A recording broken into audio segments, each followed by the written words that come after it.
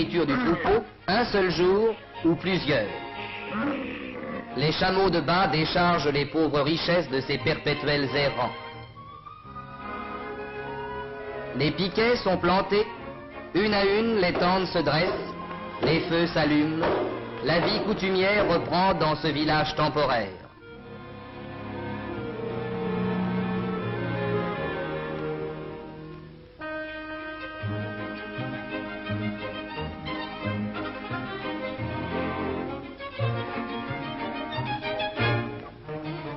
Travaux ménagers, humbles tâches qui sont partout l'essentiel de la vie des femmes, moudre le grain à l'aide du moulin primitif, pétrir le pain, préparer les frustes nourritures, tisser ces bandes de laine qui, cousues ensemble, feront plus tard le toit d'une tente.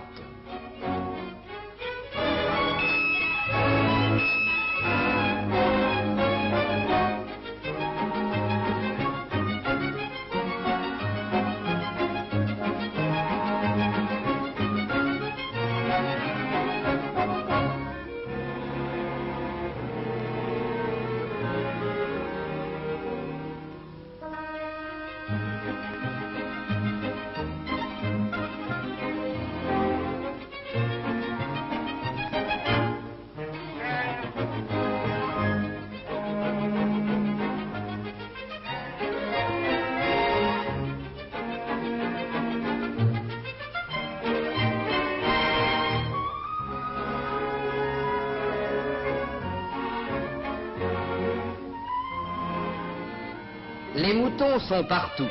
Le troupeau, aux entours du camp, cherche sa pâture, et devant ces spectacles d'une simplicité biblique, on évoque inconsciemment les bucoliques des grands âges.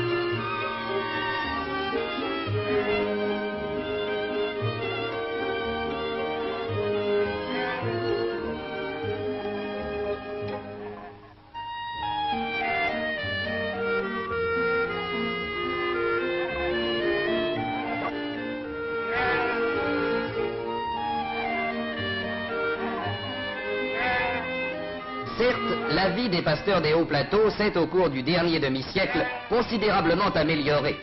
Les points d'eau, chaque année, sont plus nombreux.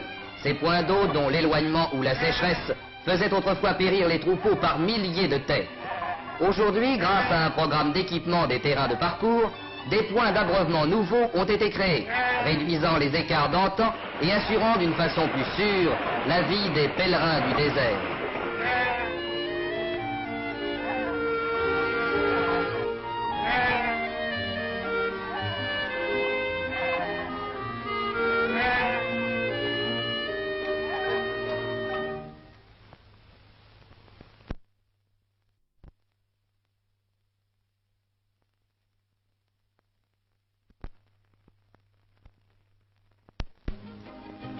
Ainsi, de jour en jour, à la quête des pâturages et des puits, la caravane s'en va, dressant ses tentes un soir, les abattant quelques jours après quand sont épuisées les possibilités de nourriture. Les chameaux reçoivent à nouveau la légère construction du bassour, qui, recouverte d'étoffe, sera pour la route l'abri mouvant des femmes et des enfants.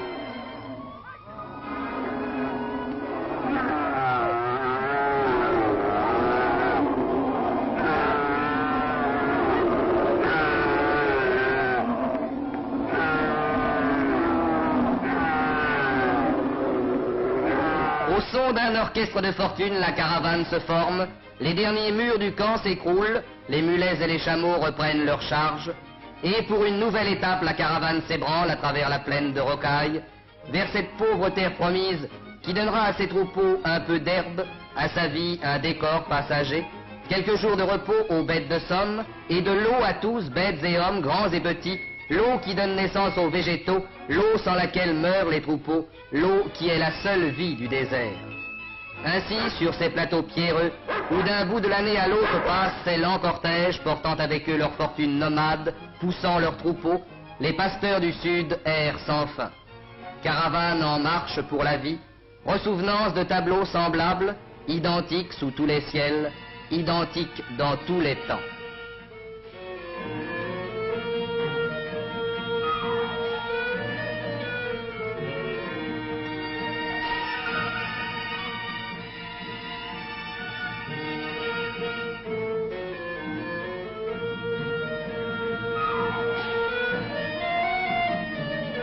Mais aujourd'hui, pour cette tribu aux troupeaux nombreux et bien entretenus, une rencontre.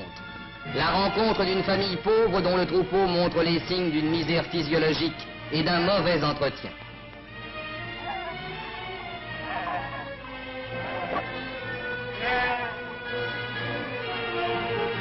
Et le dialogue s'engage. L'un se plaint, l'autre conseille. Pour rendre à ces pauvres bêtes leur vitalité, il ne manque pas à notre époque de moyens sûrs. Pour posséder un troupeau bien portant aux bêtes vigoureuses, dont la vue seule est le signe de la richesse de leur maître, il est un chemin qu'il suffit simplement de suivre. N'as-tu pas vu dans les villages où tu passais ces affiches posées par l'administration où tu trouveras les prescriptions qui feront de toi un bon éleveur, soucieux de la santé de ton troupeau et de l'enrichissement de ta famille? N'as-tu pas su lire les conseils avisés de ceux qui se sont donnés pour tâche de préserver tous les troupeaux d'Algérie? Regarde désormais et apprends. Apprends que tu peux conduire aux hommes de science le troupeau qui fera un jour ta richesse.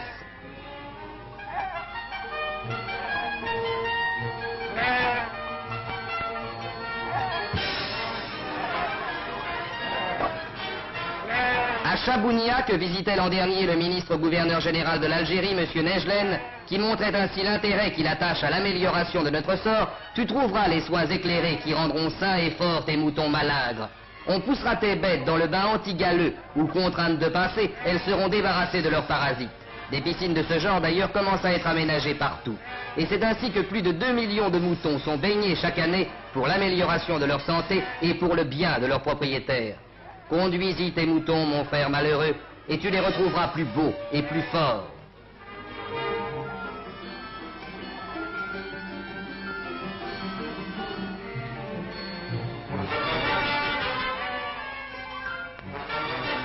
Et ce n'est pas tout.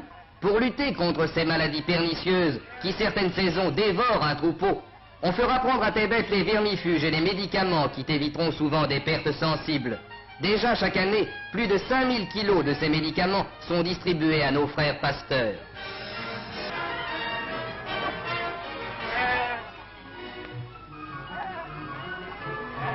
On vaccinera tes moutons pour les prémunir contre ces épidémies qui soudain réduisent à rien ton troupeau et te laissent ruiner. Tu connais cette maladie qu'on nomme la clavelée. C'est contre elle surtout que cette précaution est prise. Et devant la seringue du vétérinaire, aujourd'hui, le fléau de la clavelée recule. Et tous ces soins, tu les trouveras gratuits.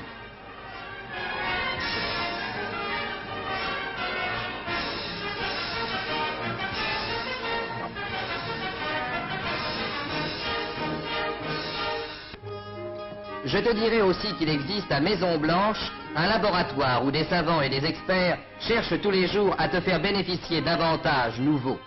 Là, le mouton fait l'objet de toutes sortes d'études expérimentales. Sa laine, ses parasites, ses virus, son alimentation, sa sélection, ses croisements fournissent autant de sujets de travaux qui apporteront aux éleveurs des armes efficaces et des succès nouveaux.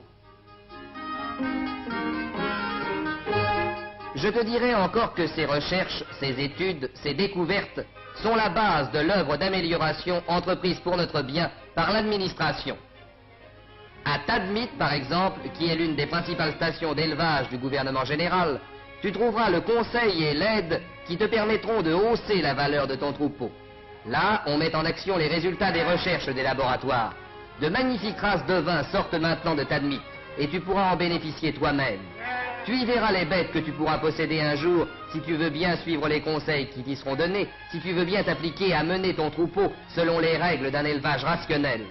Tu constateras toi-même à quels résultats merveilleux peuvent mener ces soins et ces précautions dont on t'instruira.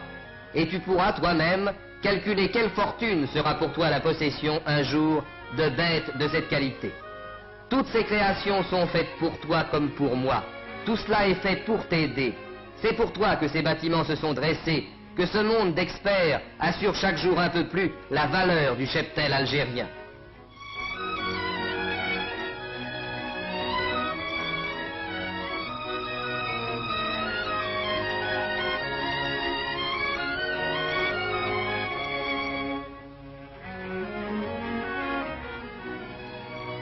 C'est pour t'aider, en surveillant tes progrès et tes succès, que chaque saison passe à travers les pâturages ces commissions pastorales qui portent en même temps les soins, les avis et les récompenses, car on te récompensera encore d'avoir amélioré ton propre troupeau.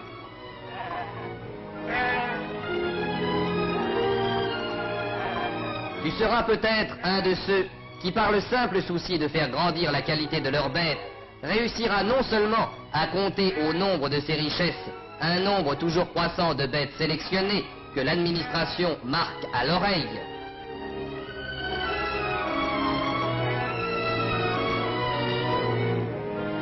mais encore à recevoir le brevet et la médaille qui te feront compter parmi les bons pasteurs.